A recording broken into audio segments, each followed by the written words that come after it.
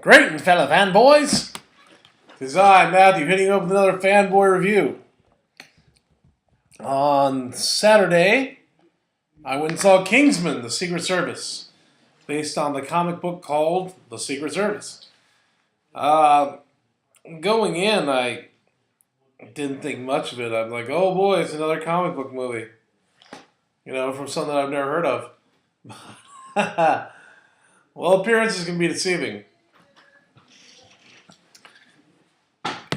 It was quite the film.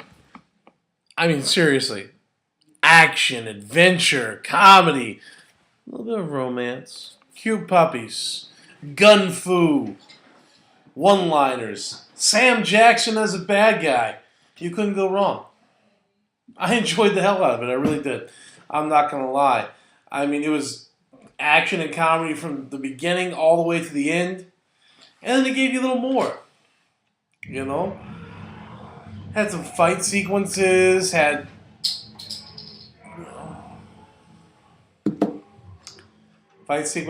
some martial arts, had some espionage, had some gadgets, made fun of every spy movie you've ever seen, every Bond film. Well, not directly, but the genre itself.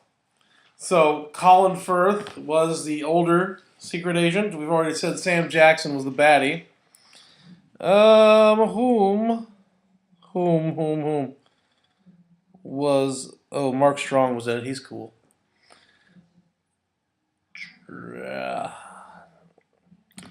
Commodore Norrington was in it very briefly. Mark Hamill, the wonderful Mark Hamill, Luke Skywalker, had a cameo appearance with his silly British accent. And Michael Caine was in it. Oh, we love Michael Caine. We love him so much.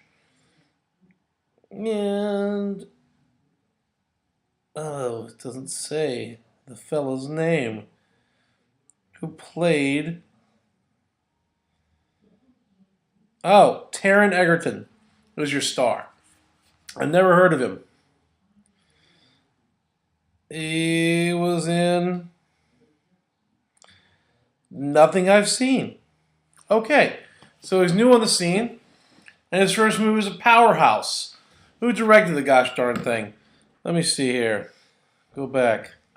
Sorry, I should have had this prepared. It was from Fox, and it was from the producers of X-Men First Class and Days of Future Past.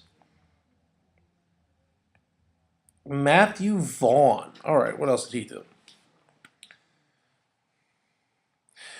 Oh, Kick-Ass and Stardust and X-Men First Class. All right, and Kick-Ass too.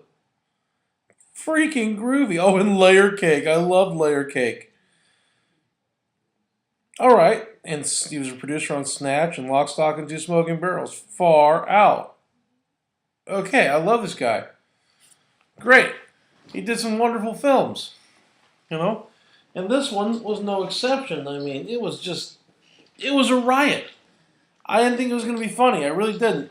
I thought it was like, oh, it's going to be some droll action. And at first I thought, it was a PG-13 movie. No.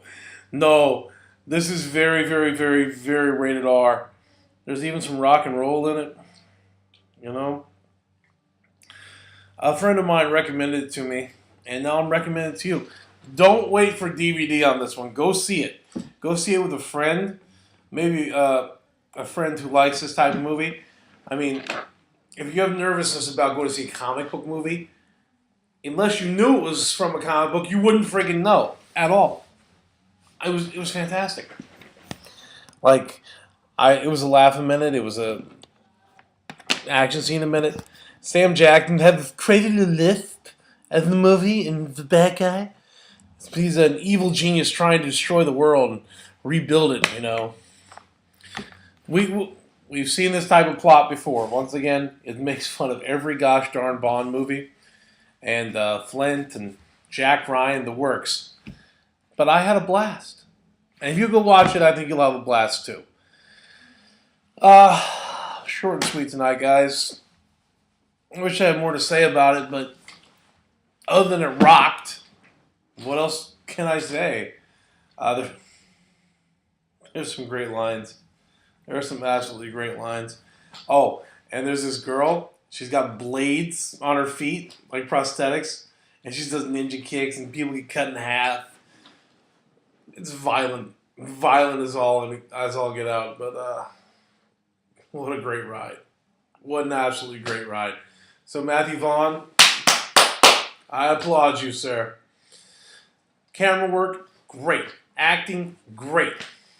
And you're like, how can that be? It's an action movie. They brought it. They brought it to the table. You have 3 exceptional actors and Luke Skywalker.